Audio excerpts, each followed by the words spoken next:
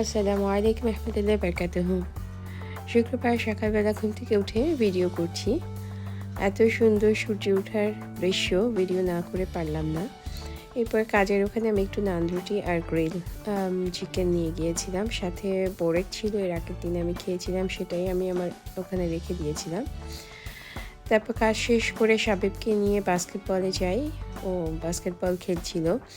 ওখানে আজকে একটা ছোটোখাটো টুর্নামেন্টের করেছিল ওরা, নিজেদের ভেতরেই খেলা।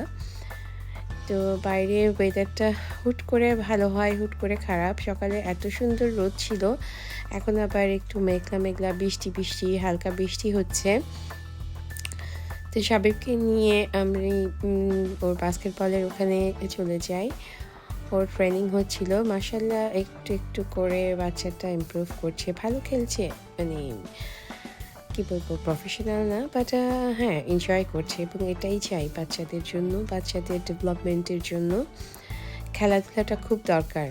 বাংলাদেশে তো এখন বাচ্চাদের কোনো খেলাধুলাই হয় না, অনেক এক্সপেন্সিভ, প্লাস হচ্ছে কোনো জায়গাই নাই। যারা একটু গ্রামের দিকে থাকে তারা হয়তো খেলে, আর সেফটির তো একটা ব্যাপার থাকেই বাংলাদেশে। তা আলহামদুলিল্লাহ, এদিক থেকে আমরা এদিকে এখন অনেকটা ভালো, আমরা ভালো আছি আলহামদুলিল্লাহ। এদিক থেকে বাচ্চারা বাচ্চাদের মতন করে বেড়ে উঠতে পারছে। তো খেলাধুলা করছে। আর আসার পথে বাইরে বের হয়ে এই সুন্দর ঘাস ফুলগুলো দেখলাম। এগুলো অবশ্য চা বানিয়ে খাওয়া যায়। এগুলো এক একটা, যেমন বাংলাদেশে অনেক ধরনের ভেষজ উদ্ভিদ আছে, যে উদ্ভিদগুলো অনেক উপকার আছে, সেই রকমই এই উদ্ভিদগুলোরও অনেক উপকার আছে।